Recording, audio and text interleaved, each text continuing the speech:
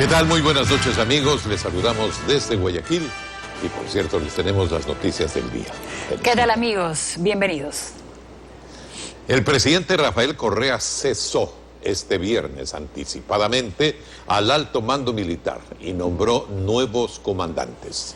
El alto mando se opuso a la disposición presidencial para que el Ministerio de Finanzas debite al Instituto de Seguridad Social de las Fuerzas Armadas, ISFA, 41 millones de dólares y los transfiera al Ministerio de Medio Ambiente. Se trata de la devolución de un sobrepago en la venta de 220 hectáreas de terrenos en Los Amanes, detectado por la Procuraduría.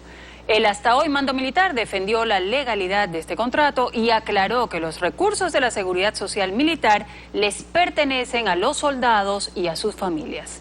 Paul Romero nos resume los hechos de hoy. El hasta hoy jefe del Comando Conjunto, Luis Garzón, apareció ante el Consejo Supremo de las Fuerzas Armadas junto a los comandantes del Ejército, Marina y Aviación e integrantes del Consejo Directivo del ISFA, como también los representantes de los militares en servicio pasivo del instituto.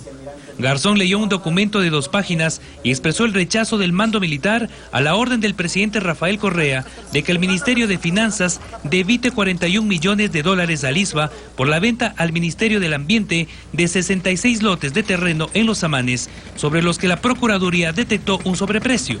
No podemos estar de acuerdo que se debiten recursos de la Seguridad Social de las Fuerzas Armadas, porque lo prohíbe de manera expresa la Constitución en su artículo 372. Los recursos de la Seguridad Social Militar le pertenecen a los soldados en servicio activo y pasivo y a sus familias, por lo que es obligación del Estado su protección y preservación. Y defendió la legalidad del contrato de la compra-venta de los terrenos en Los Amanes entre el ISFA y el Ministerio del Ambiente. De que las partes respeten el acuerdo suscrito voluntariamente, pues ningún órgano competente ha declarado lo contrario, toda vez que ese contrato no tuvo ni tiene vicio alguno. Sin preguntas de la prensa, terminó la declaración del general Garzón y abandonó la sala de guerra del Comando Conjunto. Minutos después, el presidente Rafael Correa mostró su reacción y escribió en su cuenta de Twitter: "Qué difícil es cumplir la ley y velar por el bien común. Busquen en qué país salen los uniformados a dar declaraciones sobre temas administrativos. Con mucho dolor, he tenido que cesar anticipadamente al alto mando. No permitiremos que nadie manipule ni a los soldados ni al país".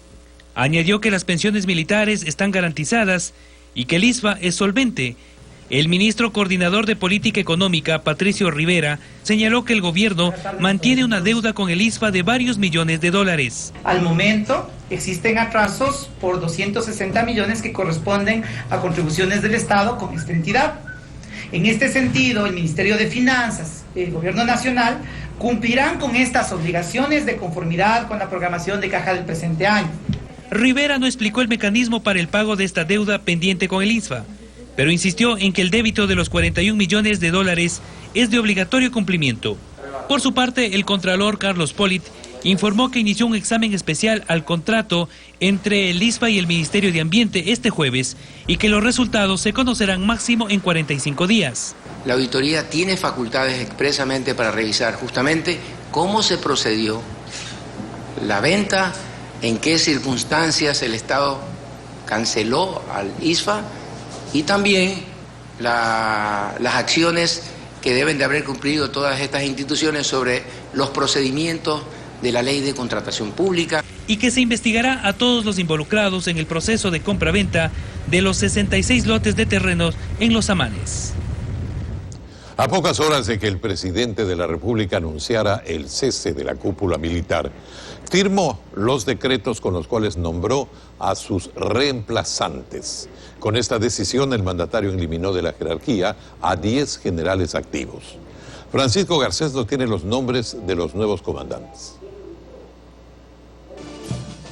Para cambiar a la cúpula de las Fuerzas Armadas y elegir a los oficiales que ahora ocupan esos puestos, el presidente Rafael Correa cesó en sus funciones a los 10 oficiales con los rangos más altos de las 3 ramas.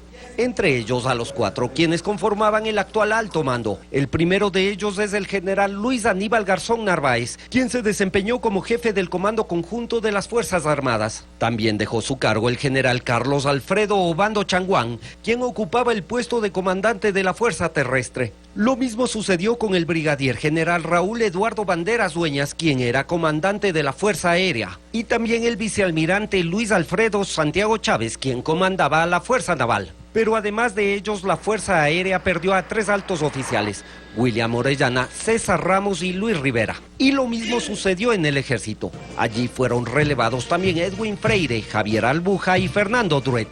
Esta decisión quedó en firme cuando el presidente Correa firmó 3 decretos ejecutivos, el primero para cesar a los jefes militares y 2 más para nombrar a sus reemplazos. Así, el Comando Conjunto estará encabezado por el vicealmirante Osvaldo Fabián Zambrano Cueva, quien hasta la fecha fue jefe de Estado Mayor de la Armada.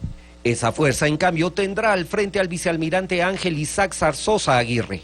Él se desempeñó como comandante de operaciones de la Armada. En la Fuerza Aérea asumió el mando el brigadier general César Abdón Merizal de Pavón, quien cumplía funciones de subsecretario de Defensa. Mientras que el Ejército será dirigido por el general de brigada Luis Miguel Ángel Castro Ayala, quien tenía funciones como jefe del Servicio de Protección Presidencial.